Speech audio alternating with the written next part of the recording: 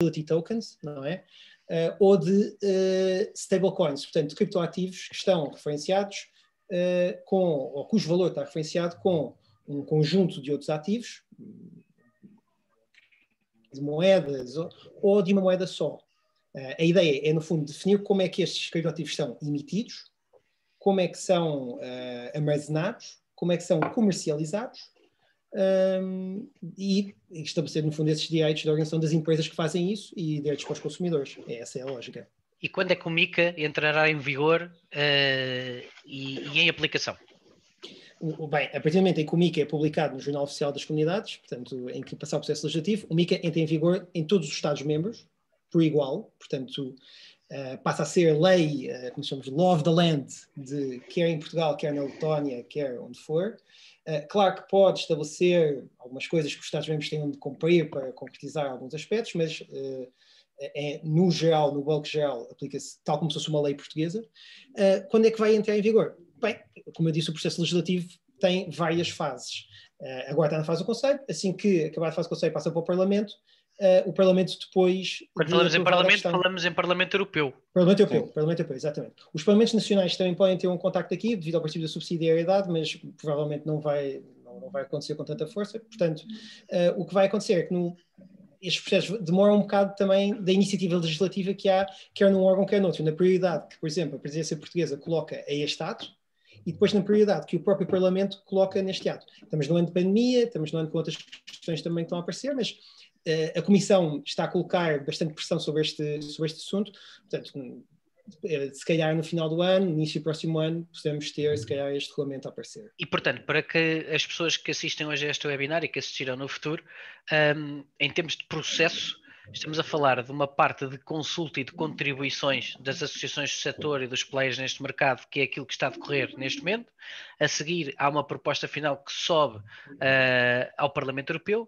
Esse Parlamento Europeu vai votar e aprovar, e de seguida vai sair uma diretiva. Essa diretiva tem que ser transposta para cada um dos países, ou como é que funciona?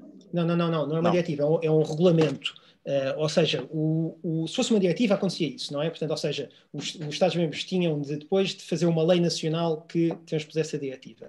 Neste caso não, neste caso ou seja, o que sair, que for aprovado no final pelo Parlamento, ou seja, será aquilo que, pelo Parlamento e com o Conselho, o Parlamento se fizer alterações à proposta do Conselho, depois tem de ir ao Conselho, portanto o processo pode tornar-se um bocado mais complicado, mas normalmente não acontece porque há negociações entre a Comissão, o Parlamento e o Conselho à medida que o processo legislativo vai ocorrendo, para tentar chegar a consensos. Portanto, a partir do momento em que o regulamento for aprovado como for, entra e for publicado no Jornal Oficial, entra em vigor em todos os Estados-membros por igual. O Estado português não pode fazer nada, a não ser que o próprio regulamento estabeleça que faça, mas não é comum. À partida não fará. Podemos tomar aqui como exemplo, deixa-me só acrescentar duas coisas aqui. Se quiserem procurar depois, isto é o antigo chamado processo de codecisão. Se quiserem saber um bocadinho mais como é que isto funciona, podem procurar o processo de codecisão, que agora se chama processo legislativo ordinário. Tem outro nome, mas se quiserem procurar e perceber como é que isso funciona, podem pesquisar isso. Outra coisa aqui, para terem mais ou menos aqui uma ideia de como é que funciona este processo, tivemos recentemente aqui o Regulamento Geral sobre a Proteção de Dados, que também, para fazer aqui a distinção entre regulamento e diretiva, para quem não está muito acerca do que está a passar, tínhamos uma diretiva de 95 que teve que ser transposta, e como em todas as transposições que existem em todos os Estados-membros, pode haver aqui nuances que depois alteram a transversalidade dos regimes que são aqui impostos a nível europeu, decidiu-se fazer este regulamento para haver essa uniformização. Portanto, este regulamento, a ideia é aplicar-se a todos os Estados-membros por igual, da mesma maneira, com as mesmas regras, estabelecendo aqui um leveling playing field, como se costuma dizer nestas coisas, para estabelecer as mesmas regras para toda a gente. Pode haver também aqui, eu não sei se o Martinho sabe depois, ou se consegue explicar essa parte, que é se existe como no RGPD, se houve aqueles 2 anos, porque o RGPD entrou em vigor em 2016, depois tornou-se aplicável 2 anos depois, para dar tempo às empresas para se adaptarem ao regime. Eu não sei se aqui vai haver depois também esse período de transição, ainda não se sabe, não é? Não sabe, vai depender do que é que o processo político quiser estabelecer. No caso do RGPD, devido ao impacto que ia colocar, essa questão tornou-se mais importante, ou seja, dar um tempo para que as empresas se pudessem preparar. Aqui neste caso, provavelmente não fará tanto sentido. Muito bem. Guilherme, faça a pergunta. Que impacto é que o MiCA terá no mercado e nos operadores e nos prestadores de serviços que neste momento já operam com criptoativos.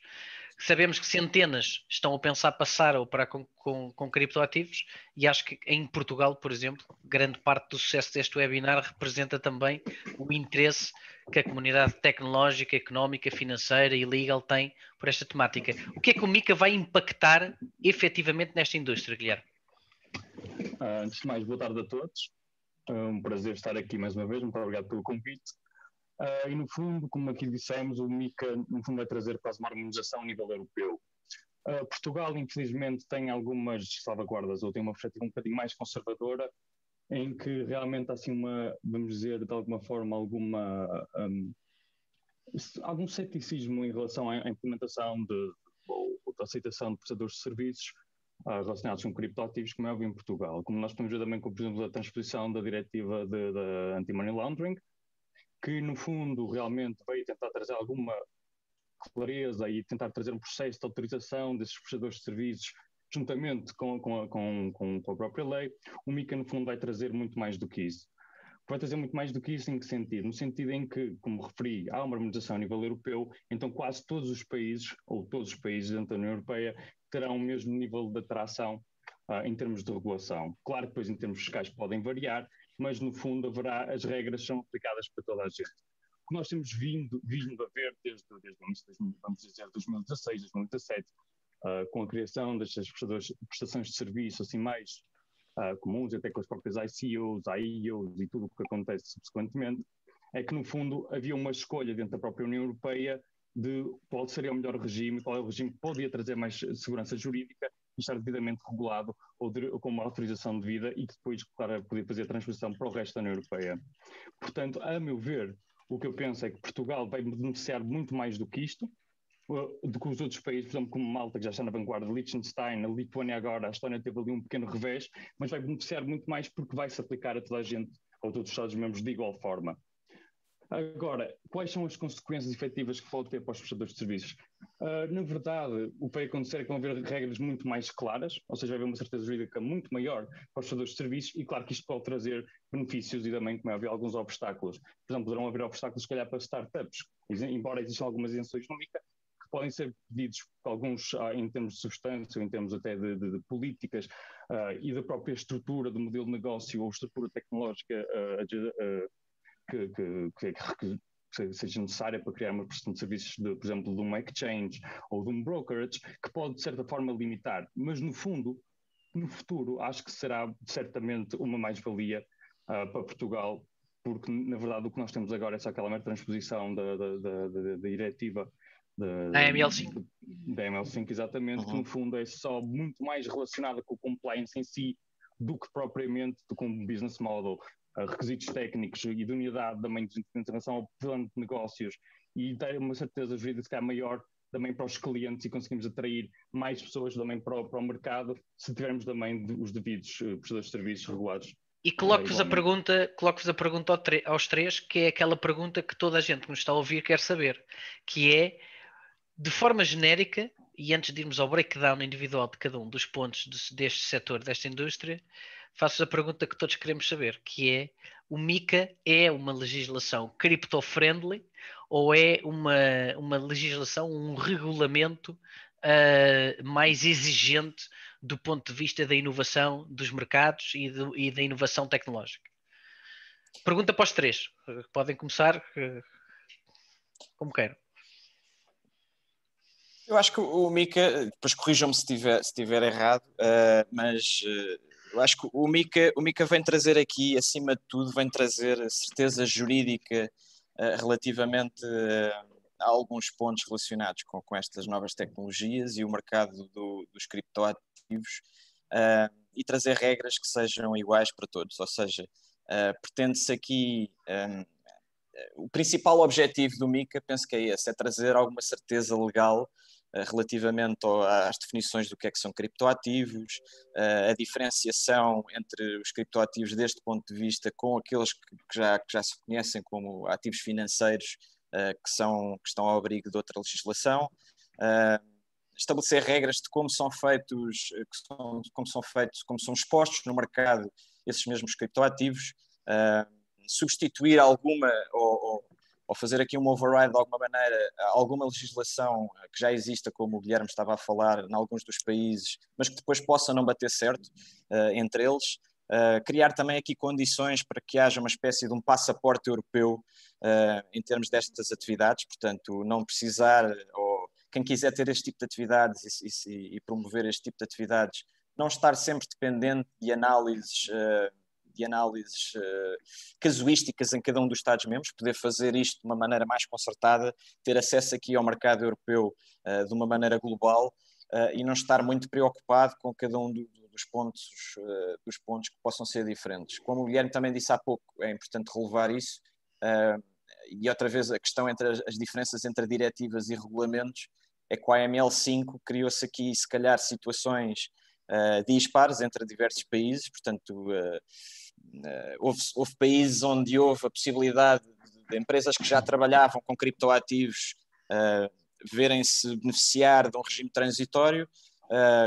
Portugal isso não aconteceu, portanto cria logo aqui uma disparidade, ou seja, obrigar empresas que já trabalhavam neste tipo de atividades, que tiveram tempo para se adaptar, portanto não tiveram que interromper as suas atividades para se adaptar à AML5, outros tiveram que suspender as suas atividades. Com o regulamento sabemos de antemão, e à medida que for sendo discutido, sabemos de antemão com aquilo que contamos, com o que é que podemos contar, e depois, assim que entrar em vigor e se tornar aplicável, que pode ser em momentos diferentes, mas assim que tiver o texto final aprovado, publicado e em vigor, todos os players, todos os stakeholders poderão ter uma visão clara daquilo que contam.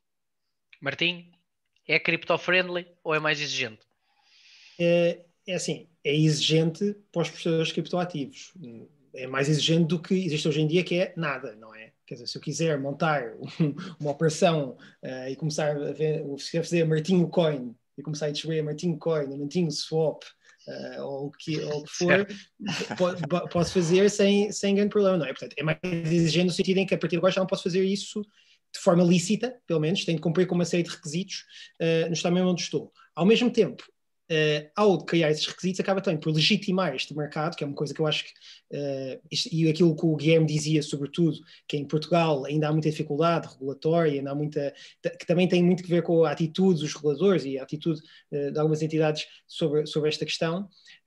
E eu acho que isto, de certa maneira, vem legitimar o mercado de criptoativos. Aliás, o próprio regulamento, a própria proposta de regulamento, começa com a Comissão a dizer é importante que este mercado se desenvolva, é importante promover a inovação. Portanto, agora, claro que a promoção de inovação e a criação de regras implica que isto vai ter que ter alguma ordem. Existam regras. Exatamente, que exista uma ordem que estruture as coisas. Agora, se essa ordem é exigente ou não, porque, comparativamente com o que havia, porque não havia nada, se é demasiado exigente. Se calhar em algumas áreas sim, em outras não relativamente a algumas coisas, sim, exatamente. Relativamente a algumas coisas sim, outras nem tanto. Sim, ficaria assim com esta análise geral.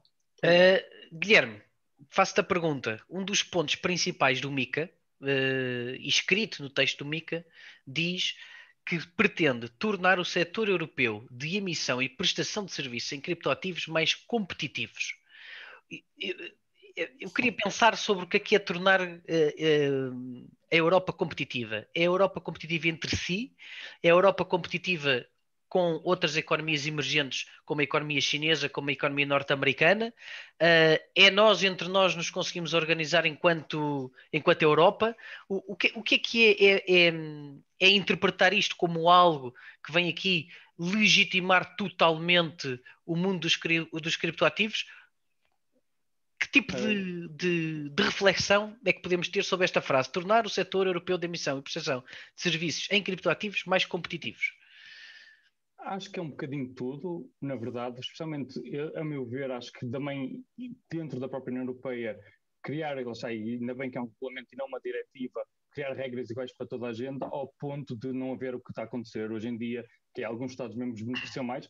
Claro que, atenção, também os Estados-membros também merecem o devido crédito por terem-se colocado na vanguarda, também sem medo, como Malta, Liechtenstein, o Reino Unido agora também não faz parte, não é? E a Lituânia. Ou seja, foram realmente jurisdições que quiseram dar o passo à frente. E muitas outras ficaram ultrapassadas, quer por serem mais conservadoras ou não. E o que a criança ao criar realmente um regulamento, ou criar fazer com que seja, na verdade, harmonizado, não é? No fundo, cria um bloco. É muito mais consistente ser um bloco do que ser um país individualmente, porque, como o Nuno referiu muito bem, imagina que temos em Liechtenstein. Nós fazemos uma oferta pública em Liechtenstein que está devidamente regulado, ou em Malta. Nós não temos a certeza absoluta se isso tem sequer o efeito de passaporte para dentro da União Europeia. Se nem sequer tem o efeito de passaporte dentro da União Europeia, como é que eu posso dizer que a União Europeia é competitiva, ou se realmente Liechtenstein ou Malta ou Lituânia são os melhores regimes para eu fazer a minha oferta inicial de criptomoedas ou ter a minha prestação de serviços? Simplesmente presume-se, como há silêncio dentro dos outros Estados-membros, que realmente podemos prestar o serviço, mas não há certeza nunca. É simplesmente uma suposição. Isto dentro da União Europeia, isso dentro realmente de um regulamento que seja uma unidade, um bloco, torna-nos muito mais fortes também. E claro que depois isto extravasa, não é, para fora da União Europeia. Se nós realmente conseguimos criar um regime que seja relativamente atrativo ou até atrativo e que dá a segurança aos próprios prestadores de serviços, que cumprindo todas as regras e todos os requisitos, têm a devida licença e facilmente conseguem, se calhar, obter autorização, ou criar rapidamente um serviço, vamos presupor que o processo vai ser célere, não no curto prazo, como é óbvio, mas se calhar mais daqui a uns anos, e que efetivamente consegue atrair outras empresas para vir para cá. Porque realmente temos a União Europeia, temos a regulação direitinha, e eles sabem, ok, sabemos que se fomos para ali e estes são os trâmites todos necessários, dentro da União Europeia temos um mercado comum, podemos oferecer todos os nossos serviços para toda a dentro da União Europeia e também podemos, se calhar, extravasar para fora numa fase posterior. Muito Portanto, bem. Há aqui uma coisa que eu queria dizer, Fred, desculpa, só para complementar e para, se calhar, fazer o wrap-up desta parte. Quando tu perguntaste porque é que isto torna competitivo a Europa, temos que nos lembrar aqui de uma coisa, e há um livro muito bom sobre este aspecto que se chama The Brussels Effect: How the European Union Rules the World. E isto é importante porque este livro é bastante interessante, aconselho toda a gente a ler, porque a Europa, sendo um mercado principalmente de consumidores, não é? De consumidores de produtos feitos na China, de serviços criados nos Estados Unidos, muita da legislação que existe na Europa é para regular a relação com consumidores. E ao regular a relação com os consumidores finais e a proteger o consumidor final europeu, estamos a obrigar todos os prestadores de serviços ou fabricantes de bens, ou seja o que for, do resto do mundo, a adaptarem-se às normas europeias. E eu penso que o MiCA vai servir para isso também, sendo um regulamento europeu que tem que ser aplicado nessa medida, vai servir para estabelecer aqui um padrão de cumprimento em termos do que é que são mercados com criptoativos, que depois vai ser, obviamente, alargado ao resto do mundo. E o resto do mundo irá ter que acompanhar em certa medida. Esta é a minha opinião.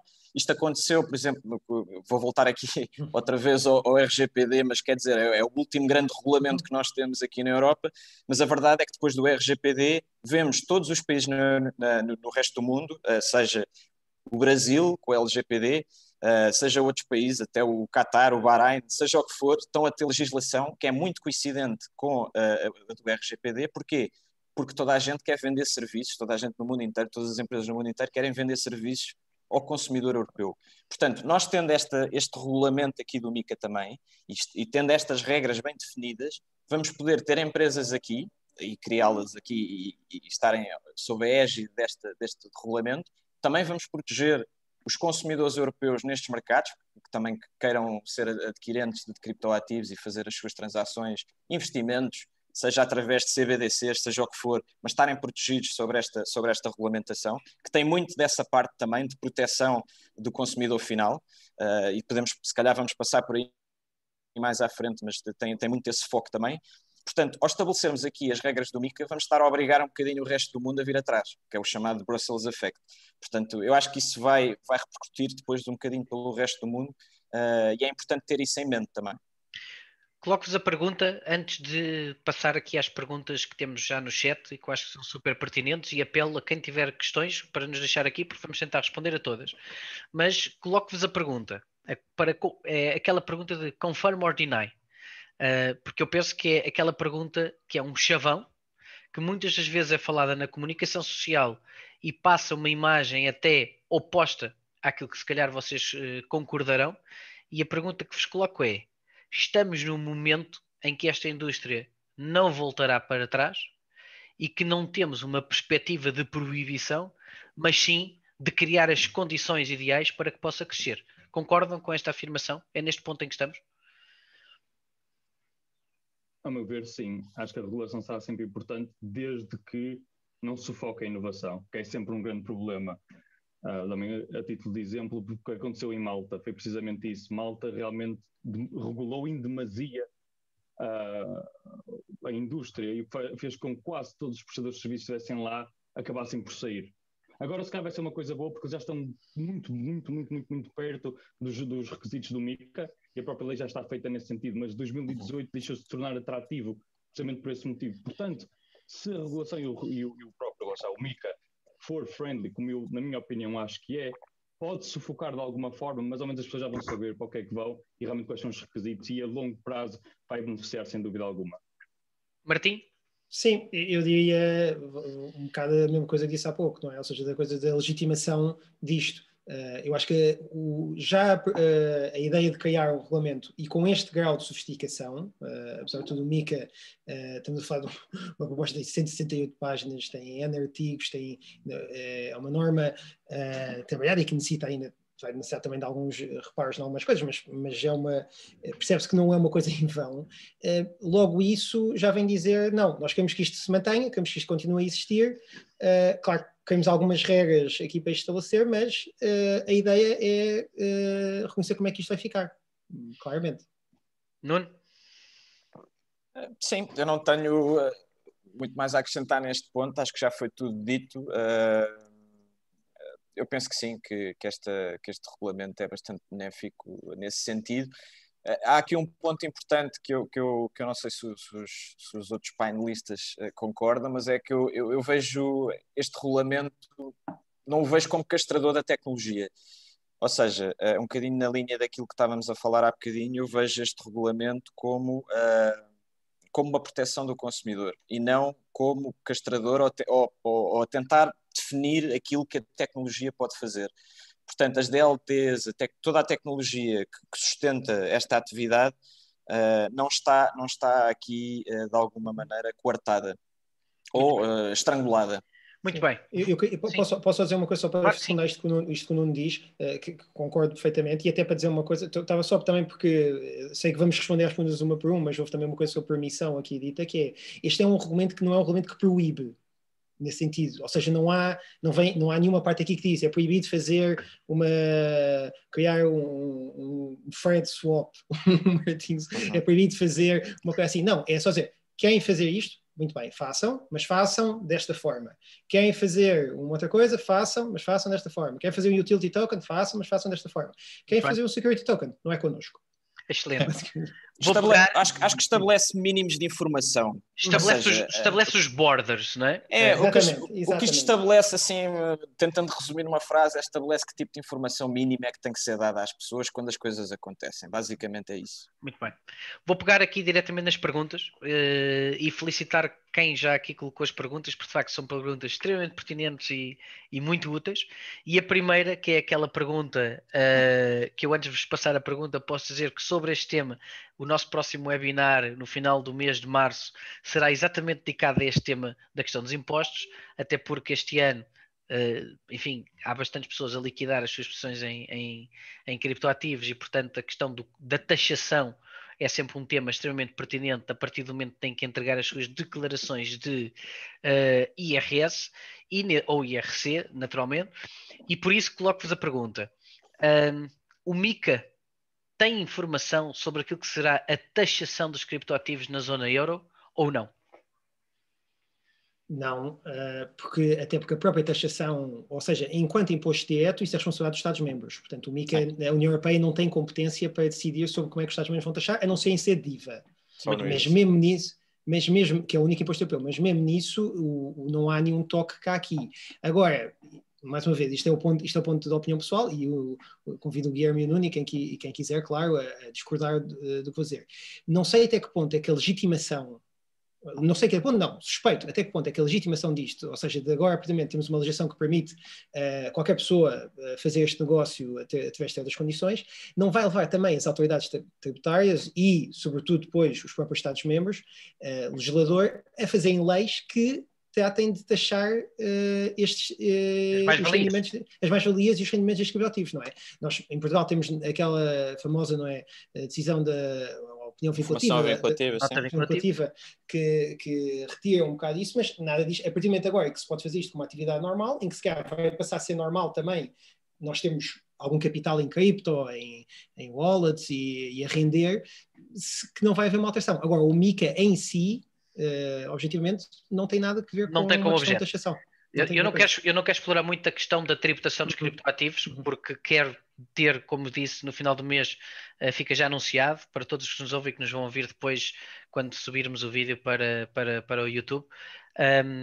O próximo webinar será exatamente sobre a questão da taxação e vem no momento cronologicamente oportuno, por se juntar, exatamente como disse, com a questão dos contribuintes terem que entregar as suas declarações de rendimentos. A pergunta seguinte é: será que há possibilidade de determinadas plataformas deixarem de comercializar ativos em determinados países?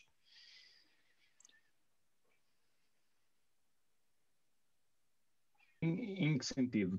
Ou seja, se o MiCA for aplicado de igual forma como será, porque será um regulamento, estamos a falar de países membros, de Estados-membros, a não ser que sejam, por exemplo, a não ser que seja, por exemplo, os security tokens, que, atenção, são vistos como instrumentos financeiros. E se alguém emitir security tokens e não estiver devidamente coberto, quer pelo regulamento do prospecto, seguir os trâmites necessários para a emissão do instrumento financeiro, terão certamente outros problemas. Contudo, se estivermos a falar de cripto bem definido no MiCA, crypto assets, que não sejam instrumentos financeiros ou dinheiro eletrónico, então nenhum país poderá ser limitado a alguma forma de emitir estes ativos, da mesma forma que não seriam nos outros Estados-membros. Muito bem. Pergunta seguinte: o MiCA vai aplicar-se aos NFTs? Os NFTs, para quem nos está a ouvir pela primeira vez e quem chegou agora pela primeira vez, os NFTs, a sigla significa Non-Fungible Tokens. Não quero perder muito tempo a explicar o que é, mas de uma forma muito imediata, do ponto de vista prático. Podem visitar, por exemplo, a NBA Top Shot, é provavelmente um dos maiores use cases mundiais neste momento de colecionáveis, e acima de tudo os colecionáveis o que é que fazem? É imaginarem uma caderneta de cromos da Panini, que nós colecionávamos quando éramos crianças, que convertemos para dentro de uma blockchain e automaticamente podemos comercializá-los pelo mundo inteiro e esperar a sua valorização. Por outro lado, pode ser um quadro de arte digital, por outro lado pode ser música digital. Tivemos há 2 semanas atrás a banda King of Lions a emitir o primeiro álbum de música no mundo inteiro em NFTs, no modelo de NFTs, e a pergunta que vos faço é: os NFTs são abrangidos por este MiCA? Como é que o regulador, como é que cada país vai assimilar esta informação de algo que tenho a certeza que, se falarmos em NFTs e depois em Decentralized Finance, mas essas estou a deixar para o fim, que é a mais interessante de todas. Mas pergunto sobre os NFTs diretamente, para irmos a esta pergunta. O MiCA vai aplicar-se aos NFTs? Eu acho que NFTs não entra aqui nos tipos de criptoativos que são definidos pelo regulamento, mas isso é a minha opinião. Isto fala em utility tokens, asset reference tokens e money tokens.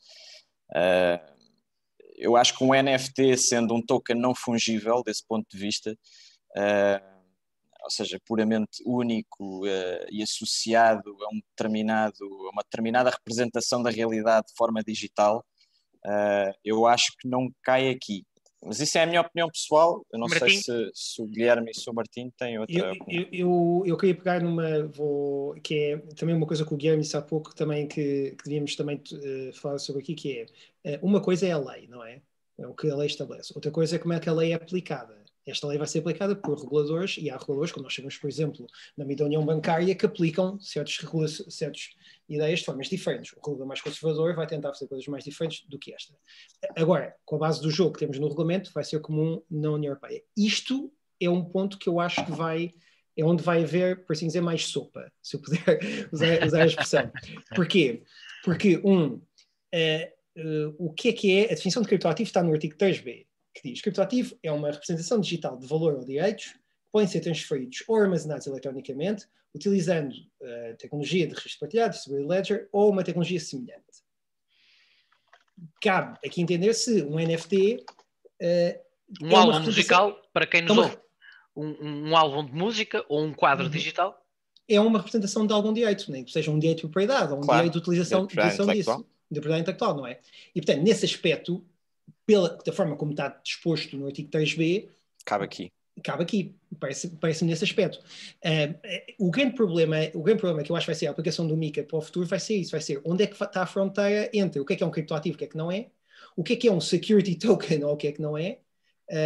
Por exemplo, utility tokens que dão valores de voto em redes, por exemplo, ou podem ser usados, por exemplo, em processos de proof of stake, em delegated proof of stake, por exemplo.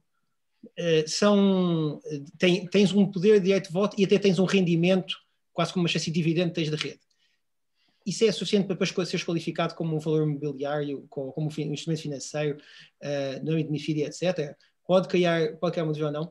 Não estou a querer dar uma resposta, até porque acho que a resposta é um bocado mais complexa, ou as possíveis respostas podem ser mais complexas do que isso. Mas vai depender também muito do que é que as autoridades de cada Estado podem aplicar ou não. E eu acho que é nestas linhas cinzentas que pode haver alguma, como é que eu ia dizer, discussão e competitividade também entre Estados-membros nesse aspecto, não é? Muito bem. Pergunta seguinte, será que estas aqui... O Guilherme quer dizer... Guilherme, por favor, claro. Aqui, como o Martim e como o Nuno referiram, efetivamente, os NFTs, independentemente do que é que eles representem, cairiam na definição de crypto-assets. O que pode depois ser julgado é que é com a definição de utility tokens, e agora também está a ser muito discutido se a fungibilidade é realmente relevante para conseguirmos desintrinsecar um NFT de um utility token. Porque pela definição atual que nós chamamos de utility token, os NFTs caem na definição de utility token. Não faz qualquer tipo de sentido e, como é óbvio, esperemos nós que isto seja alterado. De qualquer forma, as ofertas ou a prestação de serviço esteja mais ou menos relacionada com os NFTs, encontra-se, como é óbvio, prevista e, a meu ver, acho que está de alguma forma incluída no MiCA, mas há efetivamente uma isenção em relação à oferta de criptoativos que sejam únicos e não fungíveis. Portanto, se alguém quiser fazer uma oferta de NFTs, está isento do MiCA. Mas depois, se quiser, por exemplo, comercializar NFTs ou ser um mercado de NFTs, talvez as regras já se apliquem de outra forma. Portanto, desse ponto de vista, se eu for um músico, isso por acaso está se quiserem ver na lei, está no artigo 4º, número 2, a linha C. Portanto, não se aplica. Exatamente. Ou seja, os NFTs caberiam aqui na parte do artigo 4º, depois tudo o resto são outro tipo de criptoativos, e estamos a falar de outro tipo de criptoativos que não estes, ou seja, criptoativos que não sejam criptofichas referenciados a ativos ou criptofichas de moeda eletrónica. Caberia aqui, portanto, neste artigo, neste título segundo, mas depois existe essa isenção. Aqui a pergunta que eu faria é, pegando aqui no que o Guilherme disse, nesse caso, se eu fosse imaginemos que eu era um músico e queria lançar, sou um pintor, se calhar é melhor, sou um pintor, pinto um quadro digital, isso aconteceu recentemente até com o autor do Rick and Morty, por acaso fez um estudo engraçado, que ele publicou, ou vendeu no eBay por $14.000 o quadro original, ou o desenho original que fez, e depois vendeu o NFT, valeu 14.000, o original, em papel, etc., físico, valia 14.000 e vendeu por 14.000 no eBay, e depois o NFT do mesmo desenho conseguiu vender por $100 e tal mil. Portanto, obteve aqui um valor diferente. Uma pergunta difícil, mas que não posso perder a oportunidade de colocar neste momento, que é muito objetiva. Faz sentido, ou melhor, fazer sentido não é bem a pergunta, diria que a pergunta é, a vossa opinião, como é que, em Portugal, por exemplo, uma banda emite o seu álbum por NFTs, sendo um NFT considerado um criptoativo porque tem uma dimensão de comercialização, e depois tem que pedir ao regulador uma licença de operação com vista a branqueamento de capitais e financiamento de terrorismo. Como é que se relaciona a arte e uma emissão de álbuns de música, não é? Com uma licença de branqueamento de capitais e financiamento de terrorismo? Porque a realidade é esta, não é? Isso é um episódio de Rick e Morty. Exatamente, isso dava um episódio só por si. Dava um episódio de Rick e Morty só por si. Mas a realidade que nós vamos ter a muito curto prazo é esta, não é? Portanto, hoje nós temos em Portugal a necessidade de quem opera com criptoativos pedir uma licença ao Banco de Portugal, correto? Por uma questão de idoneidade, exatamente para combater o branqueamento de capitais e financiamento ao terrorismo, mas a seguir temos a realidade dos NFTs, especificamente num álbum de música, que enfim, as leis aqui têm algum tipo de cruzamento, algum tipo de cross? Como é que vocês veem esta questão? Porque eu acho que é super pertinente esta resposta. Eu não comercializo arte, mas acho que se podia fazer QIC também na compra e venda de quadros. Eu não sei se por acaso tem uma opinião mais concreta sobre isso, mas realmente pode haver aqui uma disparidade grande, até porque, como todos sabemos, é muito mais fácil fazer negócios ilícitos com uma Samsonite cheia de dólares do que propriamente através de uma blockchain perfeitamente auditada com chain analysis intrínseco, quando eu percebo efetivamente quando é que pus fiat num determinado exchange, em que dia é que pus, quem é que pôs, com que wallet é que veio esse criptoativo antes, consigo ver os UTX, não é? Vejo isso tudo, faço esse chain analysis. É muito mais fácil auditar uma transação através da blockchain do que propriamente ir levantar dinheiro e ter depois um negócio ilícito no mundo real, ou no mundo físico, não no mundo real, porque isto é tudo real, mas no mundo físico. Desse ponto de vista, podemos entrar aqui em disparidades e em tratamentos completamente diferentes, onde se exige muito mais das transações no mundo digital e através da blockchain, quando não se exige o mesmo no mundo físico e não digital. E isso é problemático porque ou seja, os olhos estão todos muito voltados por parte dos reguladores, estão todos muito voltados para isto da Bitcoin ou do blockchain, em lato senso, não só da Bitcoin, mas qualquer token que permita fazer uma transação de valor e trocar propriedade sobre qualquer coisa. Os olhos estão muito mais voltados para este tema porque... Quer dizer, há por várias razões, mas o que eu acho principalmente é que não pode haver esse tipo de disparidade. Ou seja, temos que tratar as coisas de igual modo.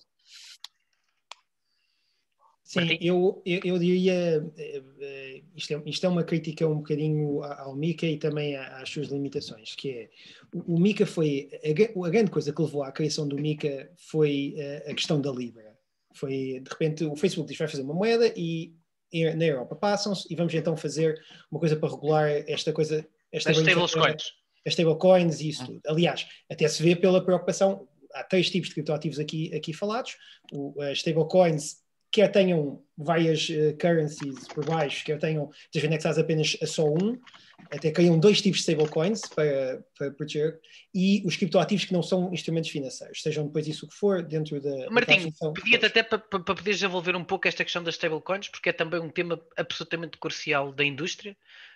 Para quem não entende o que é uma stablecoin é o Tether, é o SDC, é o DAI, são moedas que, por base, o supply que existe da moeda tem um respaldo 1 para 1 na moeda a que ela se refere. O Tether, por exemplo, isto para quem está aqui hoje pela primeira vez, o Tether, por exemplo, diz respeito, está 1 para 1 com o dólar e parte-se do princípio, penso que até houve agora uma multa paga pela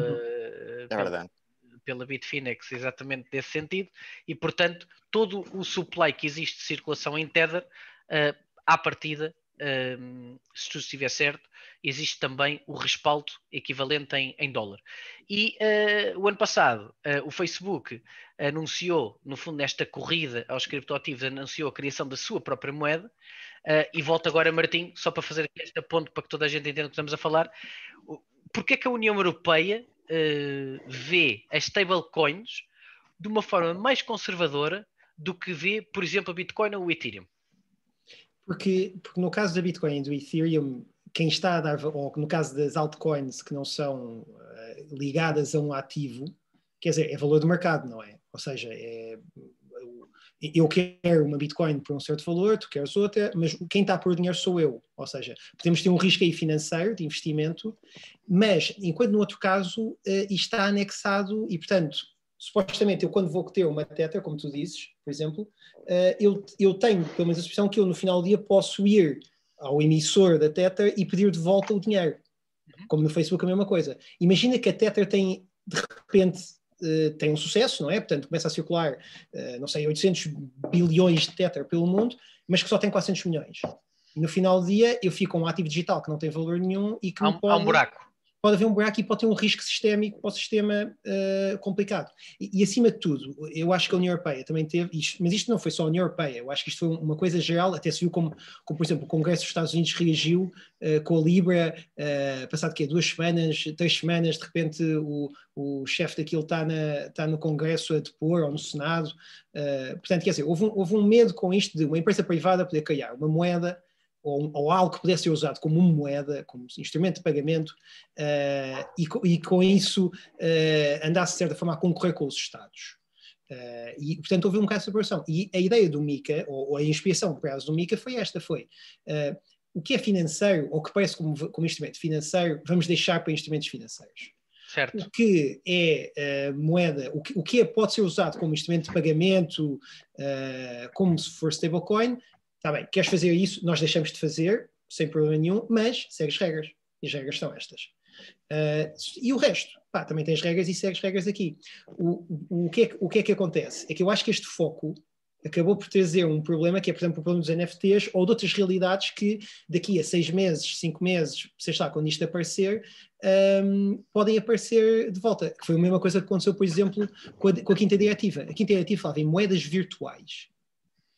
E, portanto, o que dava a entender que o que estávamos a querer falar é criptoativos que são usados como instrumento de pagamento, como reserva de valor, etc. Depois, as legislações nacionais foram para além disso, não é? Nós falamos em valores ou ativos virtuais, a Alemanha também, a Áustria fala em moedas, mas porquê? Porque na altura em que se falava-se da Bitcoin, a Bitcoin é uma moeda digital, não falavam em não falavam em utility tokens, não falavam em security tokens, nem nada.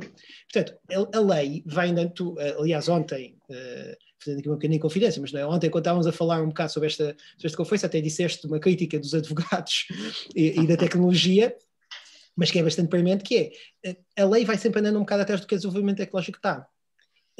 E pode levar, e podemos ter um regulamento que quando apareça, o mindset do mercado se calhar já nem é já shiftou, já nem é stablecoin, já é nada, já é yields, já é tokens para proof of stake, já é o que seja, e o mercado não apanhou, e o mercado legislador não apanhou onda. Portanto, aqui era só esse ponto que eu queria dizer. Vou saltar aqui para o Guilherme e vou também lançar outro tema que também é extremamente pertinente, porque já falámos da stablecoin. Sim, queres falar ainda sobre as stablecoins? Ainda queria falar sobre os NFTs e depois as stablecoins também. Ok, então muito rapidamente, para conseguirmos cobrir todos os temas. NFTs é só para esclarecer, que eu acho que é muito importante a questão da diferença do mercado primário e do mercado secundário. Ou seja, o mercado primário é a oferta que se fazemos diretamente do criador, do emissor, para o comprador. E o mercado secundário é quase como fosse o exchange ou os mercados onde as pessoas podem interagir e fazer as trocas entre elas. É preciso realçar, em relação à tua pergunta, em que temos a questão do compliance, a questão da própria transposição da diretiva, em que realmente pode ser muito mais exigente, não, e depois o MiCA pode excluir. Não é bem assim. Porquê? Porque a nossa transposição, a nossa lei de prevenção do blanqueamento de capitais refere-se a 4 atividades relativas a ativos virtuais. Claro que ativos virtuais inclui tudo e já sabemos que é um conceito um bocado complicado de compreender, mas só 4 serviços é que estão muito bem definidos, que na verdade resumem-se em 2. O serviço de troca. E o serviço de troca tem que ser o objeto principal da entidade, isto na minha opinião. Ou seja, tem que ser um mercado em que nós oferecemos aos clientes um serviço de troca e facilitamos as trocas, e não um serviço de emissão ou da venda, porque não é a minha atividade profissional não é, obviamente, ser um mercado, mas sim, eu sou um pintor, sou um criador e quero vender a minha obra. Então a minha atividade principal é ser pintor, é ser artista. Eu só estou a oferecer ou vender o meu trabalho. E se este for o caso, não é um serviço de troca, não há custódia de NFTs, eu não tenho nada, eu só vendo diretamente ao consumidor ou ao investidor, não é bem investidor, pronto, ao comprador. Isto não faz parte, nem entra parte dentro da lei da transposição da diretiva. Do branqueamento de capitais. Branqueamento de capitais, obrigado. Nem entra no MiCA. Portanto, neste sentido, acho que era preciso esclarecer um bocadinho só esta questão. Isto, na minha opinião, porque lá está o serviço de troca, depois, claro, pode ser discutido, não é? Se realmente o mercado primário inclui isto aqui ou não. A meu ver, acho que não. Stablecoins. Em relação às stablecoins, muito rapidamente, eu acho que, como o Martinho referiu e muito bem, não é? O MiCA veio para tentar prevenir exatamente aquilo que a Libra ou que o Facebook queria fazer, mas não foi um bocadinho mais longe, porque realmente, como o Martinho referiu, nós no Tether, por exemplo, temos o direito de claim. E nós, ao termos o direito do claim, automaticamente faz com que os criptoativos, que sejam stablecoins, sejam dinheiro eletrónico. Não há dúvida nenhuma. Porque a própria definição de electronic money e dinheiro eletrónico só difere num único requisito, que é o direito ao claim. E o que é que a Libra fez? O Facebook fez, foi muito inteligente. Inicialmente a Libra tinha o direito do claim e depois, tinha muito mais complexidade que isso, e eles, como é óbvio, que não queriam ter nada, a União Europeia queria de alguma forma tentar contestar isto, disseram dinheiro eletrónico, foram para a frente, foi para trás, a Libra teve os problemas também teve nos Estados Unidos e isso tornou-se mais limitado. Contudo, com o Diem, que é a nova Libra do Facebook, eles foram mais inteligentes e disseram, ok, se nós tirarmos o direito ao claim, ou seja, fazemos com que o consumidor ou o investidor na moeda, o utilizador da moeda, só faça um depósito e depois só tenha direito ao crédito, mas nunca possa reclamá-lo. Ou seja, tu compras, imagina, como compras créditos no Facebook ou no Amazon, pagas 10 euros, recebes 10 créditos. Tu nunca podes reclamar desses 10 créditos para darem 10 euros de volta. E eles queriam fazer isto. Ou seja, o Diem queria fugir às leis do Electronic Money para oferecer isto livremente e não ver qualquer tipo de problema. Então o MiCA, já para prevenir essa arbitragem legal, digamos assim, não é para não cair num buraco, criou este conceito do Electronic Money Token. Se faz sentido ou não, é discutível, mas no fundo conseguiu realmente tapar este buraco, que era quando o Facebook estava-se a tentar meter. E muito bem, não é? Se nós tirarmos o direito ao claim, então não satisfaz todos os direitos indicados pela PSD2, não será considerado dinheiro eletrónico, logo não temos de satisfazer nenhum desses pedidos e podemos oferecer livremente porque cai ali num vácuo legal. Muito bem. Pergunta difícil, ou pelo menos no mínimo pertinente. O que é que acontece perante o MiCA em relação às moedas de elevado índice de privacidade? Falo do Monero, falo do Zcash, falo de um BIP, do Bitcoin Improvement Proposal, que existe sobre a Bitcoin neste momento, apresentado pelo Adam Beck, de implementar Mimblewimble na rede da Bitcoin. Ou o Taproot, que já está discutido e vai ser quase certeza implementado. Exatamente, o Taproot. Para quem não está a par destas terminologias, deixa-me só fazer aqui 10 segundos de explicação. Ao contrário do que muita gente pensa, a Bitcoin tem uma blockchain pública que é absolutamente livre de consulta a qualquer hora do dia, portanto, todas as transações são rastreáveis e nós sabemos para quem, quando e como é que as moedas foram transacionadas, e os protocolos de moedas mais privadas, esta rastreabilidade, digamos assim, é removida de forma a que a privacidade das transações seja praticamente total. E pergunto-vos, dentro destas moedas, onde o índice de rastreabilidade é reduzido a quase zero, e a privacidade naturalmente sobe a quase 100, como é que o MiCA, como é que este regulamento vai responder a este tema dos Moneros? Acho que o MiCA não faz exigências a esse nível, ou não tem, pelo menos nas definições, exigências a esse nível. Atenção que há efetivamente uma referência a isto para excluir prestadores de serviços de moedas que tenham inbuilt anonymization functions. Agora, qual é que é o grande problema? E se a Bitcoin tiver Mimblewimble? Pois, precisamente. Qual é que é o problema? Isto foi criado ou foi concebido, porque isto até veio do VFA Act, que é a lei de Malta que se aplica aos criptoativos. E no próprio VFA Act, em 2018, eles já tinham criado este requisito, que é, se querem ser um prestador de serviços caro, nunca podem ser negociados nos vossos serviços moedas que tenham inbuilt anonymization functions. Mas tem uma ressalva, que é a não ser que os detentores de criptoativos e o histórico possam ser identificados em determinado momento.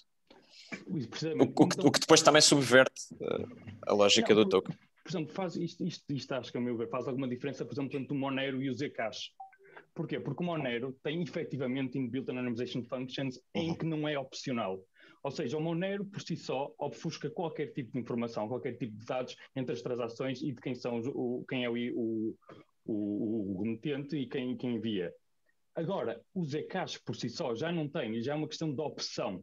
Ou seja, tem inbuilt anonymization functions, mas é uma opção. Porque dependendo do tipo de carteira que nós temos, dependendo do tipo de transação que nós queremos fazer, podemos permitir a rastreabilidade ou não.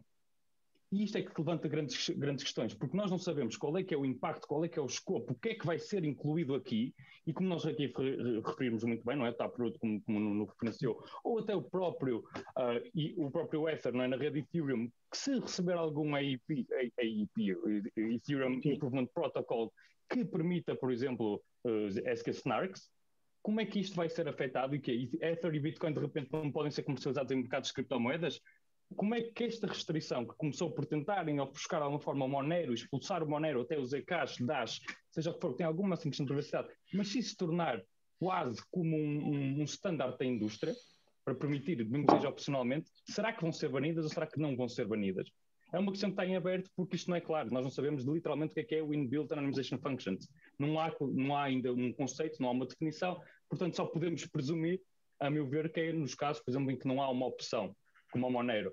Portanto, talvez o Mimble está bruto e se calhar o Ethereum, se permitir esta questão da opcionalidade, pode ser isenta desta, digamos, deste ban que se pode fazer à negociação de criptoativos pelos prestadores de serviços regulados pelo MiCA. Martim? Sim. Nuno? Não, ia só acrescentar aqui neste ponto que a única referência que se faz a esta questão aqui no MiCA é no artigo 68 das operações sobre como é que deve ser operacionalizada uma plataforma de negociação de criptoativos. Efetivamente dizem isso que o Guilherme referenciou, portanto só se põe nesta questão, ou seja, as plataformas de negociação de criptoativos devem, por regra, impedir a negociação desse tipo de criptoativos que tenham essa função de anonimização integrada, havendo a ressalva depois que é ser possível identificar os detentores desses criptoativos e o histórico de transações. Portanto, se isso for de alguma maneira possível, não é pelo facto do token ter a função de anonimização integrada que não pode ser depois comercializado na plataforma. Muito bem. Uma outra pergunta que também foi aqui referenciada é um cenário simples. Uma sociedade cotada em bolsa pretende deter uma determinada quantidade de criptoativos. Será que o MiCA vai tentar de alguma maneira interferir nesta aquisição? Como é que isto funciona? Uma Tesla europeia que queira colocar um determinado montante, uma empresa europeia que queira adquirir para o seu portfólio de investimento criptoativos. Como é que funciona? A ideia do MiCA é mais regular, eu creio que aqui está mais na ideia de regular venda e de quem vende e de quem emite, provavelmente de quem compra. Ou seja, não há aqui nenhuma, por exemplo, nenhuma obrigação, quem compra criptoativos tem de prestar certas situações. Agora, eu acho que vai haver alguma, no caso da Tesla, quer dizer, sendo uma empresa cotada, provavelmente vai ter que apresentar isso em nível de contabilidade ou assim. Estou a ver é a possibilidade, por exemplo, bancos, no caso de, até devido à exposição financeira que tem e devido à importância que a União Europeia dá a esse lado, de existir no futuro alguma espécie de regulação por parte ou da EBA ou assim, quanto a este ponto. Mas o MiCA em si também não, quer dizer, mais uma vez, não está a olhar muito para quem compra, para quem não compra. Está a olhar para quem vende, para quem produz. E quais são as obrigações que tem de dar. Por isso, mais do lado do comerciante ou do emissor do que propriamente do lado do em bom rigor, e corrijam-me se estiver errado, mas isto trata sempre de um ativo e podemos inscrever um ativo contabilisticamente.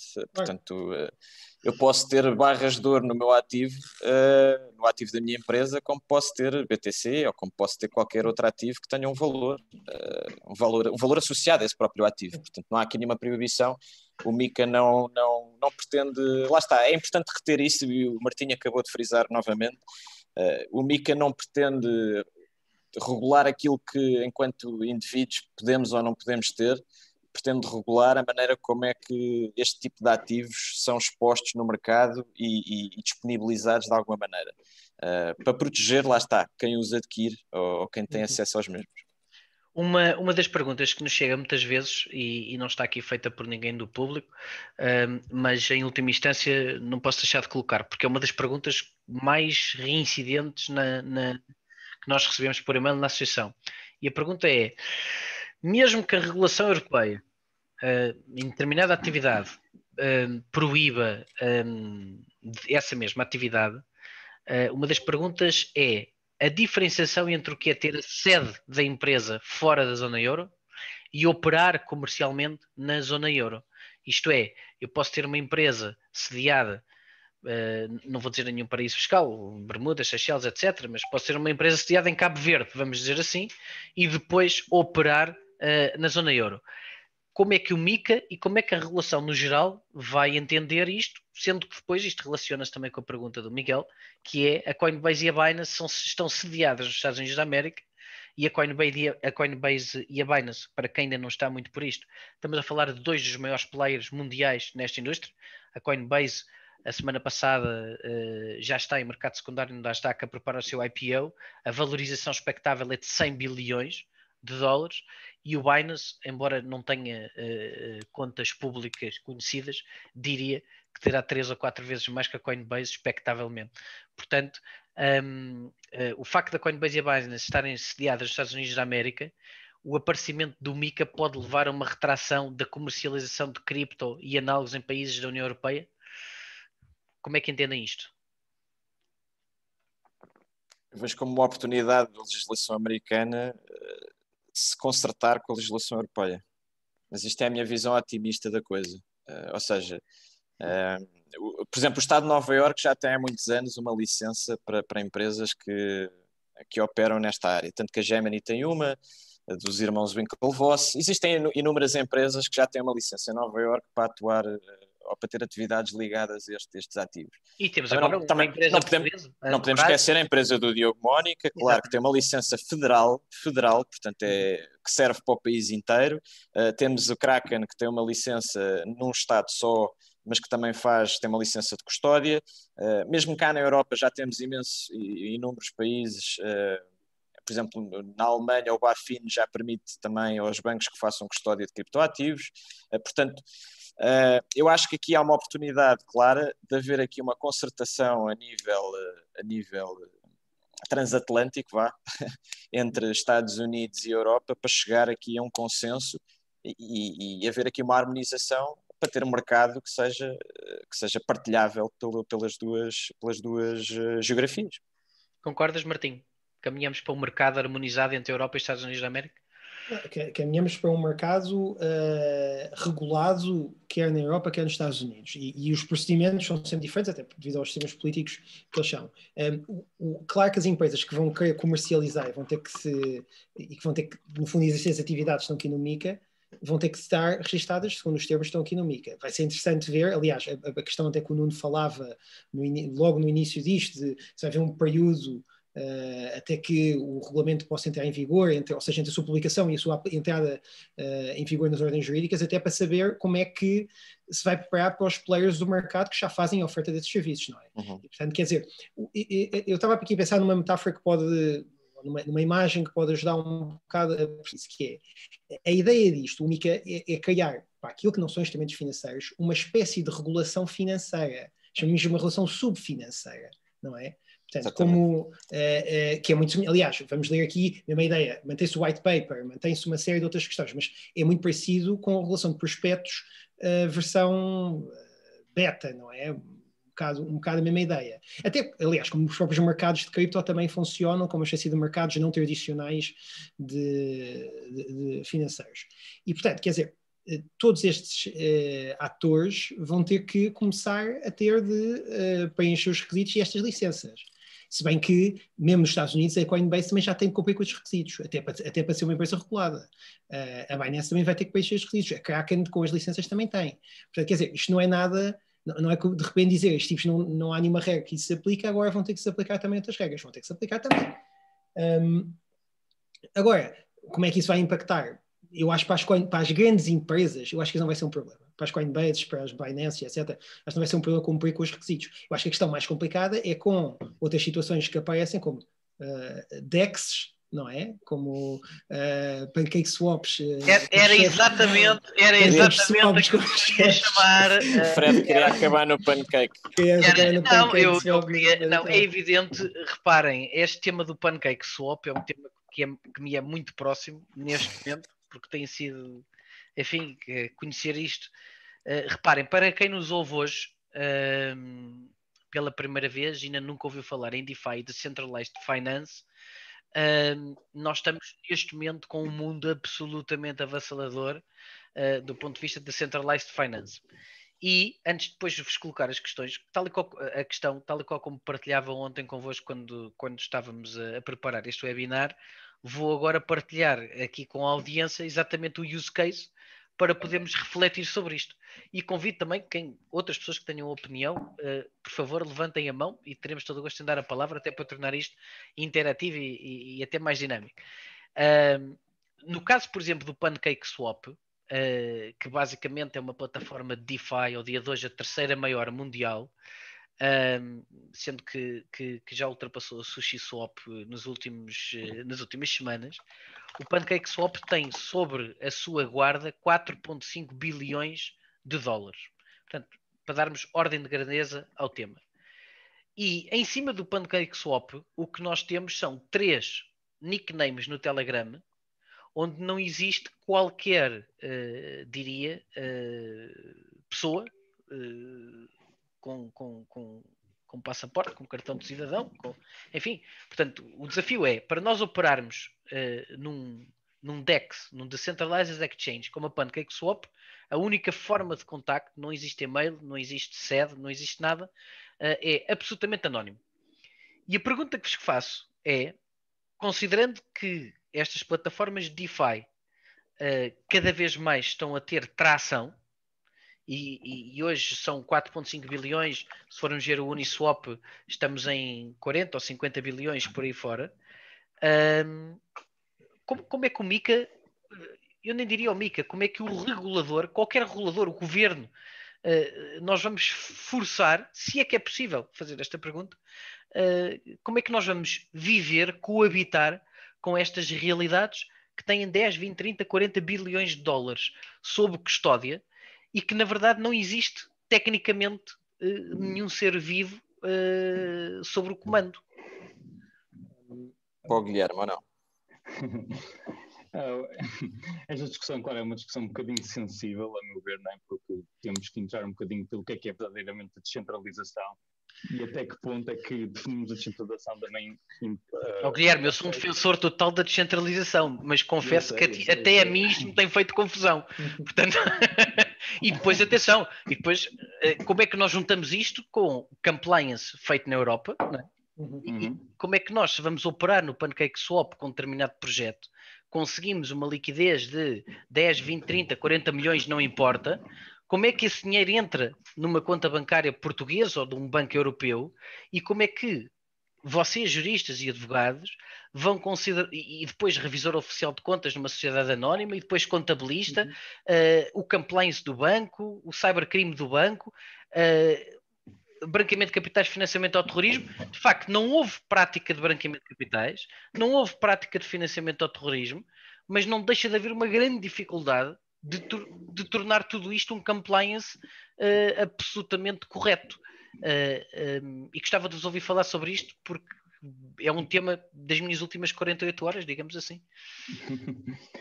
Ou seja, o PancakeSwap para mim é relativamente um mistério, porque honestamente não conheço muito como é que funciona, pronto, porque não sou grande apologista da BSC. Mas podíamos falar da Uniswap. Exatamente, assim é mais fácil. Uniswap, Curve, qualquer outro protocolo que seja descentralizado, nós realmente temos que conseguir perceber aqui o que é descentralizado e como é que a descentralização realmente se integra no MiCA, ou se é incluída de todo. A descentralização nunca pode ser vista algo como apenas preto no branco, não é? É quase como um range, há um escopo bastante alargado. O que é descentralização? É um conceito fluido. E a descentralização vai da descentralização da custódia, que é efetivamente todos os protocolos DeFi fazem, no fundo, em teoria, vamos pensar no melhor cenário possível, os prestadores de serviços ou o próprio protocolo, a Uniswap, o Curve, nunca têm acesso aos ativos dos depositados por parte dos utilizadores, e depois podem, de alguma forma, dar, se calhar, alguns governance rights, não é? Ou seja, um direito de voto sobre questões menores da gestão do próprio protocolo, mas o que é aqui essencial realçar é que ainda, a meu ver, e que eu saiba, posso estar muito enganado, não existe nenhum projeto DeFi que seja verdadeiramente descentralizado na gestão. Isto é sempre possível identificar quem são os criadores da plataforma. Até porque há imenso investimento de VC por trás e, portanto, é muito fácil chegar a dizer que há uma instituição, há uma fundação, há uma empresa, podemos chamar o que nós quisermos. Até, por exemplo, aquela questão de Singapura, em que uma empresa que pode ser for profit pode ser chamada fundação. Chegas ao beneficiário efetivo, não é? Exatamente. Conseguimos chegar sempre ao beneficiário efetivo. Se há um véu de pseudo-anonimidade, quase como o Bitcoin, digamos assim, isso não será de forma alguma relevante. Porque, efetivamente, existe uma empresa por trás. Mesmo que seja só, por exemplo, disponibilizar, pode criar o smart contract, podemos dizer que está na rede, qualquer pessoa pode utilizá-lo, tudo bem. Mas além disso, normalmente, e esses prestadores de serviço, ou quem cria essa rede, também quer, como obviamente, monetizar o serviço que criaram. E criam um front-end, criam uma interface, criam uma acessibilidade, uma facilidade de acesso ao smart contract através, como é óbvio, de uma web page, por exemplo, ou de uma aplicação. E, como é óbvio, além disso, também beneficiam, por exemplo, de qualquer tipo de transação que ocorra através de, seja dividendos, seja revenue, podemos chamar o que nós quisermos, através de um cash flow. É um cash flow. Portanto, quase certeza absoluta que há um intermediário. Lá está, muito mais descentralizado, os intermediários centralizados que temos no mercado tradicional, digamos assim, porque não têm acesso à custódia, e isso é fundamental, e é por isso também defendemos e gostamos assim tanto, não é, do blockchain, das tecnologias semelhantes, mas que efetivamente o que importa é que nós conseguimos chegar ao beneficiário efetivo. E se existe um beneficiário efetivo que está a prestar um serviço que facilita o acesso aos protocolos que eles criaram, tem que entrar e vai ser incluído quase certeza no MiCA. Porque de alguma forma tu consegues encontrar quem são os prestadores de serviços. E os prestadores de serviços estão-te a criar uma facilitação ou estão-te a dar um acesso a um mercado de custódia descentralizado. Martim? Não, desculpa, Guilherme, querias acabar? Não. Eu ia só dizer uma coisa para completar aquilo que o Guilherme diz, que é, no desenvolvimento atual que nós estamos a ver do mercado de criptoativos, já passamos para uma coisa menos... aquela febre dos ICOs, que nisso também era público, quer dizer, nós sabíamos, apareciam sempre os sites ou dos projetos que apareciam, mas para muito mais o que está, ou que se quer, é muito mais capital também de empresas, de instituições de legacy, de bancos, e etc. E para isso tem de haver uma cara, não é? A Ethereum quer que haja projetos também de bancos a fazer coisas lá, a Cardano quer que haja governos a participar lá, a Binance quer dizer, e os bancos não vão falar, os bancos, as empresas não vão falar com um chefe... No Telegram com o Chief... Com o Chief Changas. O Chief Changas, que ninguém sabe quem é que é, e diz, não perguntes o meu nome porque, ouve lá, não é assim que isto funciona. Não vão, não é? E, portanto, essa lógica do beneficiário efetivo será cada vez mais presente e mais fácil de identificar. E depois há uma outra questão, que é o MiCA, ao estabelecer estas regras, acaba por dizer, acaba também por criar, ou legitimar quem segue as regras, acaba por deslegitimar e, portanto, por tornar ilícito quem não cumpre. E, portanto, quer dizer, por cada pancake swap que há, se calhar vai aparecer um Uniswap que tem mais legítimo, vai aparecer um Curve mais legítimo, vai aparecer o que seja, e o mercado vai ter que escolher, como escolhe normalmente, quer dizer, quando vai comprar coisas, nós não compramos coisas no mercado negro, ou evitamos comprar coisas no mercado negro, vamos comprar aos produtores que estão publicamente connosco, e vai acontecer o mesmo aqui. Mas aqui não querendo fazer de advogado do diabo, mas tendo naturalmente de fazer esse papel por uma questão de imparcialidade que se incumbe na minha posição hoje de moderador, como é que a função primordial do regulador, e atenção, neste caso nem falo do Banco de Portugal, falo também da Comissão de Mercado de Valores Mobiliários, na proteção do investidor, na proteção da economia. Nós vimos nos últimos 2 anos uma corrida gigante aos protocolos de DeFi, de Decentralized Finance e de Decentralized Exchange. Exatamente aqueles que praticamente é inexistente o beneficiário efetivo, o verdadeiro dono da plataforma, e concordo com o Guilherme que de facto não existem verdadeiras DAOs, por enquanto, ainda a funcionar. Centralized Autonomous Organizations. Mas ainda assim, fazendo papel de advogado do diabo, mas tendo naturalmente de fazer, pergunto-vos como é que a indústria pode crescer, como é que pode consolidar, como é que pode ganhar créditos, como é que pode ganhar credibilidade se existe uma procura gigante por modelos de DeFi e estes pancakes que no fundo conseguem compilar uma série de bilhões de dólares em liquidez dentro das suas plataformas, e na verdade parece que estamos aqui a caminhar em dois extremos diferentes. De um lado estamos a regular, do outro lado a indústria tenta fugir, no fundo, um bocadinho ao jogo do gato e do rato. Como é que isto pode ser resolvido? Como é que podemos ajudar os reguladores? Em última instância, a derradeira pergunta é: nós, estando por dentro desta indústria e querendo naturalmente que ela cresça e que se torne cada vez mais idónea, ilícita e reconhecida, como é que nós podemos ajudar os reguladores a compreenderem o DeFi e como é que nós podemos, se posso usar o termo entre aspas, perdoem-me, forçar os DeFis e os DEX e toda esta indústria anónima a ter algum tipo de compliance legal e até a cumprir aquilo que o MiCA propõe. Eu acho que eu posso começar. Sim, só rápido. Eu acho que, para começar, os reguladores têm que trabalhar com legislação que existe, ou seja, eles não podem proteger consumidores se não tiverem uma regulação que lhes paute esse caminho, seja o Banco de Portugal, a CMVM ou qualquer outro regulador, precisa de ter um guião legislado para saber aquilo que pode proteger e não pode proteger. Se houver algum player, algum stakeholder que não cumpre com a legislação existente, aí o regulador tem de atuar. Não havendo essa legislação, o regulador está um bocadinho de mãos atadas também nesse ponto de vista. Outra questão aqui importante que eu acho que deve ser frisada é que, estando o MiCA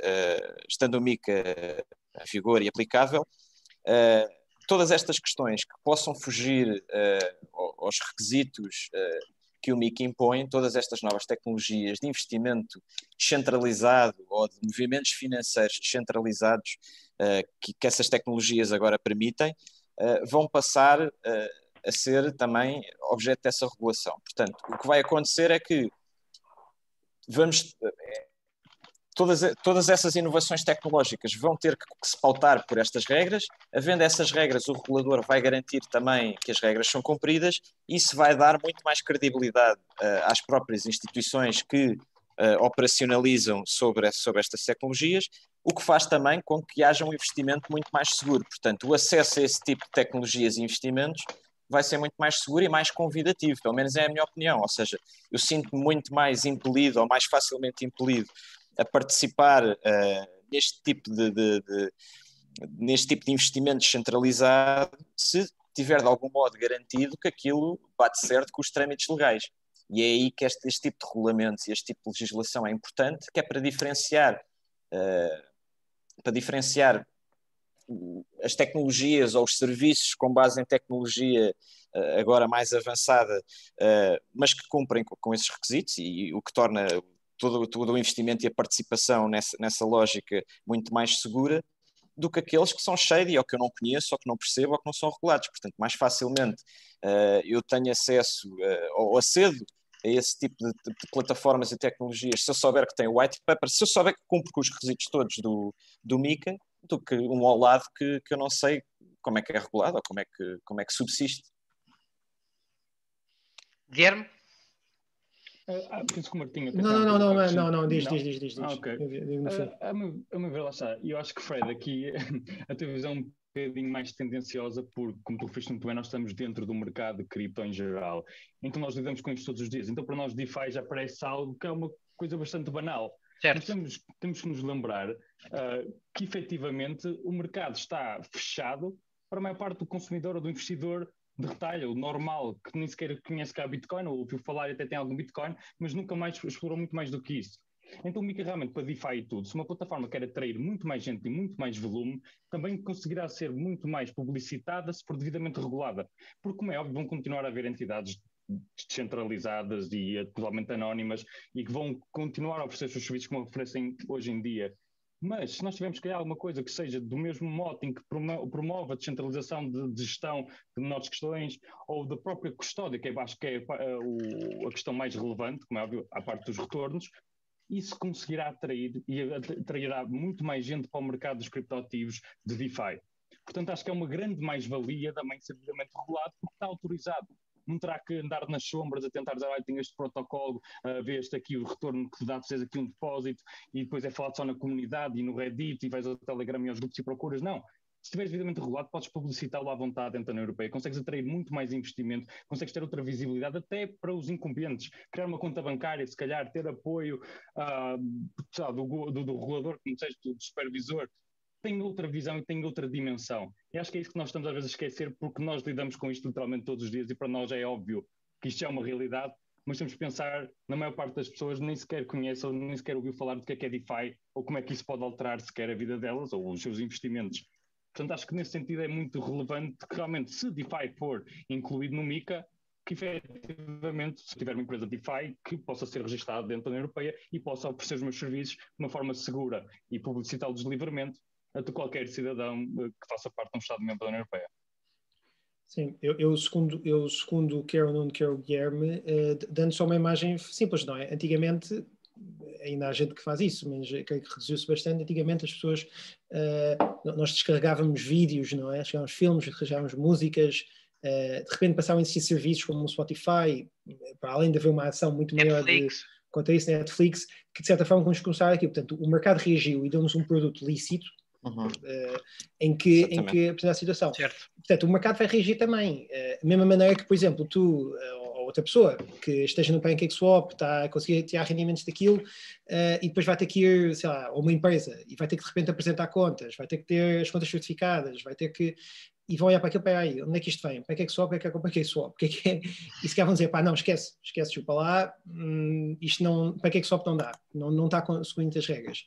E isso vai acontecer a partir do momento em que tenhas, mais uma vez voltamos à questão, players como bancos, governos, empresas cotadas e etc., que têm obrigações regulatórias muito pesadas e que não podem dar passo em falso. Vão ter que também se ver a cara, vão ter que falar com as pessoas assim. E, portanto, acho que esses projetos estão condenados lá está, mantendo uma certa descentralização, se calhar no funcionamento e etc., mas estão condenados a terem de ter uma cara, de ter alguém que fale e que apareça.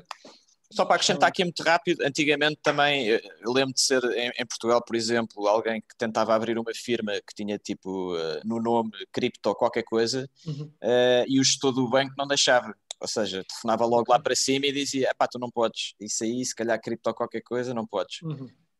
Com o passar dos tempos, isso nem sequer faz sentido, porque temos agora a AML5, que foi transposta, ela é em Portugal, portanto tens o Banco de Portugal a dizer, pá, tens que ter uma empresa constituída, com capital social depositado, que vai ter no objeto social, tem que ter no objeto social determinadas atividades com criptoativos, que é aquelas que tu queres licenciar, e por outro lado podíamos ter o caso de haver alguém, o gestor do banco, a dizer, epá, está aqui um sujeito a tentar registrar uma empresa que diz cripto maravilhoso limitada. Nuno, e depois não deixarem. Nuno, não é só, eu posso partilhar convosco, porque o exemplo, até posso dar o meu exemplo pessoal.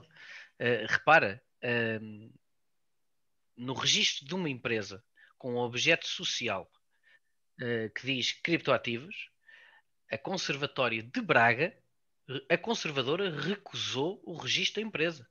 E, portanto, isto abre-nos aqui um precedente que é, eu preciso ter uma empresa para pedir uma licença, mas não consigo registrar a empresa com o objeto social correto porque a conservadora não aceita.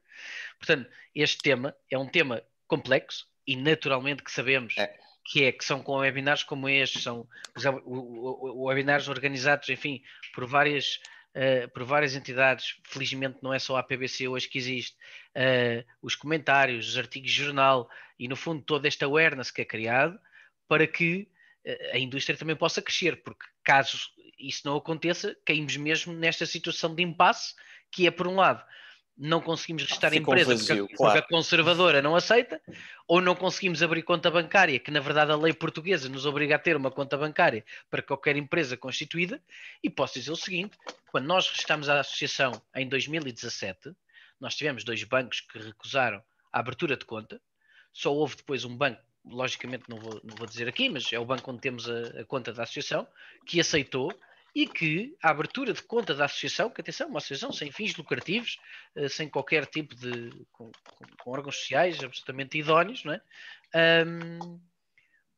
A conta esteve quase 2 meses até ser aceite e depois felizmente abriram a conta, pronto, e acho que a associação é uma das provas que realmente podem abrir contas para empresas ou associações com este tipo de objeto social, que não foi por aí que houve algum problema. Mas lá está, acho que aí é uma questão mesmo da própria indústria que terá naturalmente que evoluir e também desmistificar o tema, não é? Porque o tema para muita gente, nós temos que ter esta noção, o tema para muita gente ainda é um mito, ainda é um medo, ainda é um receio, ainda é algo absolutamente novo e reparem neste gap, nós chegamos aqui a um momento em que estávamos a falar de moedas privadas, de Monero, Zcash, que estamos a falar de protocolos DeFi como o PancakeSwap, com todas as características que tem, mas há pessoas que só hoje estão a chegar à Bitcoin, que é, digamos, o ponto de entrada para toda esta indústria. Portanto, é super interessante nós podermos acompanhar a evolução do tempo e fazer com que toda esta indústria vá evoluindo. Antes de nós terminarmos, até porque estamos mesmo em cima do tempo, queria pedir a todos, antes de saírem, uma preciosíssima ajuda que nos podem dar. Este webinar inicia hoje, para todos os que nos ouvem, e para todos os que nos vão ouvir nos próximos dias. Este webinar serve para nós produzirmos o documento final, no fundo, a enviar, a submeter também à Comissão Europeia com os nossos contributos, com os nossos inputs, com as perguntas que nos fizeram, mas temos um questionário que queremos apresentar aqui em 3, 4 minutinhos muito rápido antes de saírem. Questionário esse que vos vamos pedir a todos para poderem preencher, porque é um questionário para nós podermos ter aqui alguma base estatística para poder falar sobre isto. Queres que partilhe, Nuno? Eu partilho. Partilhas? Então, por favor. Estava só a responder aqui ao José Julião, porque tinha perguntado aqui no chat, disse que era uma pessoa nova aqui nas criptomoedas e perguntou se era preciso constituir uma empresa. Eu estava-lhe aqui a explicar, porque acho que isto era a pergunta elementar e acho que pode ajudar outras pessoas. Basta abrir... o João também já... Ok. Basta abrir uma conta num exchange e apresentar-se. É como abrir uma conta num banco, basicamente. Tem que cumprir com os mesmos requisitos de QIC. Ou seja, know your customer. Portanto, é tirar uma fotografia, mostrar que existe, mostrar quem é, para eles ficarem com essa informação e depois aí pode ter uma conta no exchange e depois comprar o token que lhe aprover. Eu vou só partilhar aqui então o... deixa eu cá ver onde é que eu tenho isso. Vou partilhar Show All Windows. Está difícil encontrar o documento.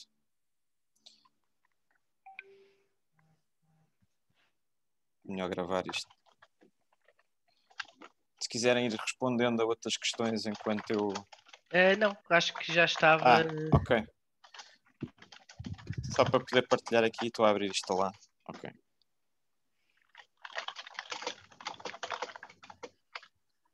Tiramos aqui mais 2 minutos, mas estamos nas 8 horas. Era a hora de terminar, mas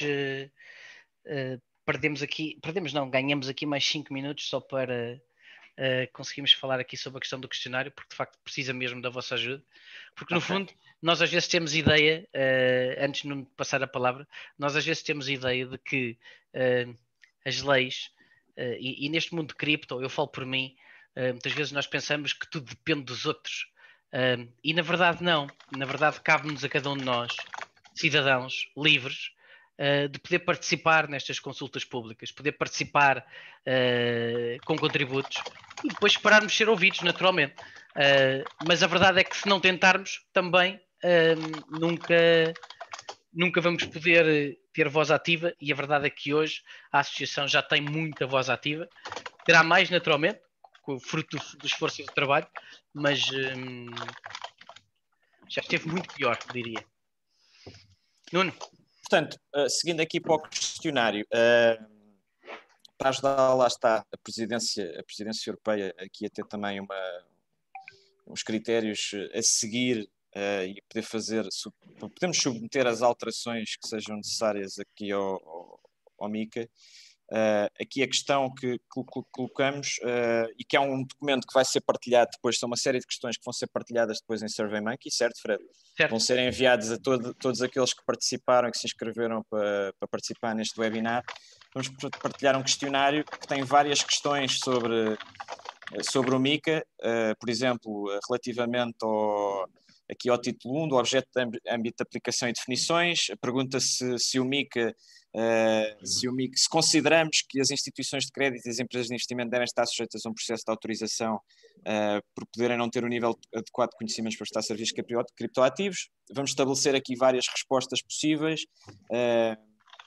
Vamos ter depois compilar todas as respostas que vão ser dadas a estas questões sobre temas muito específicos aqui do MiCA, para poder ter uma noção, fazer uma espécie de uma estatística e ter uma noção de quais é que são os pontos principais que devem ser abordados e quais é que são os temas prementes em relação ao MiCA que devem ser discutidos, de modo a clarificar aqui a lei também e a clarificar e a fazer as alterações que sejam necessárias. Depois, a breve trecho, iremos partilhar com todos os inscritos os resultados também. Portanto, isto vai ser submetido para darem as vossas opiniões, o que também vai fazer com que possivelmente possam ler o MiCA também, perceber o que lá está e depois poderem dar o vosso contributo enquanto parte interessada também enquanto consumidores finais, enquanto pessoas protegidas até pelo próprio MiCA, poderem dar o vosso contributo em relação a este tema. Uma pergunta aqui do José: qual é o deadline para o relatório, propostas serem apresentadas? Eu penso que será na próxima semana, se não estou em erro. Correto?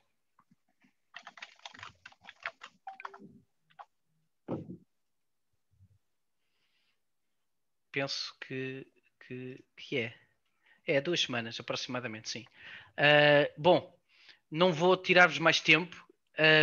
Sobre o questionário, receberão por e-mail o pedido para responderem a ele, com todos os inputs e com as respostas. No fundo, o que queremos é ter aqui uma amostra de Portugal, com as pessoas envolvidas, com interesse por esta atividade, para podermos ter uma estatística objetiva do que é que as pessoas pensam. E quando falarmos, no fundo, falamos já depois de ter havido aqui uma espécie de estudo de mercado, digamos assim, sobre a opinião dos portugueses envolvidos nesta atividade. Antes de terminarmos, Guilherme, notas finais em 30 segundos. Em relação ao MiCA, no fundo, antes de mais... Ou MiCA ou em relação ao que tu quiseres, ou que seja pertinente para quem nos ouve. Em relação a isso, gostava de salientar a importância de preencher este documento, né? Porque já que temos esta oportunidade que será, a meu ver, única, mas não acontecerá num futuro tão próximo outra vez, de termos esta proximidade de Portugal ser efetivamente o país que é, não sabe, presidente, está na frente da presidência da Comissão Europeia. Acho que é, de certa forma, bastante importante, se realmente são partes interessadas nisto, darem o vosso contributo, porque nós tentamos fazer o nosso melhor, mas claro que as pessoas que estão na indústria se calhar ainda conhecem e têm outras dores que nós podemos não as ver, e se calhar o relatório não vai tão completo, ou não vai abranger todas as áreas que gostaríamos de abranger. Portanto, quanto melhor e quanto mais os contributos, melhor para nós e melhor para nós como indústria também. Muito bem. Nuno, notas finais em 30 segundos. Sim, muito rápido, é isso. Eu acho que estas iniciativas são de extrema importância para todos os envolvidos, não só como pessoas singulares, mas depois que também que os incumbentes e as organizações, os reguladores, possam também estar mais atentos a estas questões. Hoje em dia já temos diversas regulações ou regulamentos ou legislação sobre esta temática, e ainda temos muita gente que ou que não as conhece ou que faz por não conhecer. Portanto, é importante este tipo de iniciativas. Relativamente ao MiCA, eu acho que pode ser uma oportunidade de ouro para estabelecermos aqui já regras bem claras e trazer mais gente para estes mercados. E isto não está só reservado a uma franja muito pequena da população. Portanto, abrir o mundo, ou abrir os mundos ao mundo e trazer mais gente on board. Martinho, nosso convidado de hoje. Só queria agradecer por ter podido estar aqui neste grande debate, nesta grande discussão, e parabenizar a Associação pelo seu trabalho, também para esta iniciativa de recolher opiniões para discutir o MiCA, que acho que é importantíssimo, dado o papel que tem. E sobre o MiCA, não tenho assim mais nada tanto assim a acrescentar, concordando com aquilo que o Nuno disse, ou seja, acho que é um passo que é inevitável, e que vai acontecer, que pode ser, que também vejo como uma oportunidade. Acho que dentro das hipóteses que podiam surgir, foi até bastante simpática neste sentido, para aquilo que é a relação financeira e tecnológica. Agora, há desafios que vão ser também colocados com base nisto, mas eu creio que vai permitir o desenvolvimento de um bom mercado dentro da União Europeia. Muito bem. Da minha parte, resta-me agradecer a participação de todos neste webinar. Felizmente tínhamos a sala limitada a 100 pessoas e permanentemente tivemos aqui alguns a dizer que não conseguiam entrar. Em todo o caso, não há problema quem não conseguiu assistir à totalidade do direto. Vamos subir o vídeo para a nossa plataforma do YouTube. Sobre a associação, www.blockchainportugal.pt. Quem quiser ser associado, é uma forma de não ser apenas leasher, mas passar também a ser seeder, numa linguagem peer-to-peer, de torrent, é uma forma muito objetiva.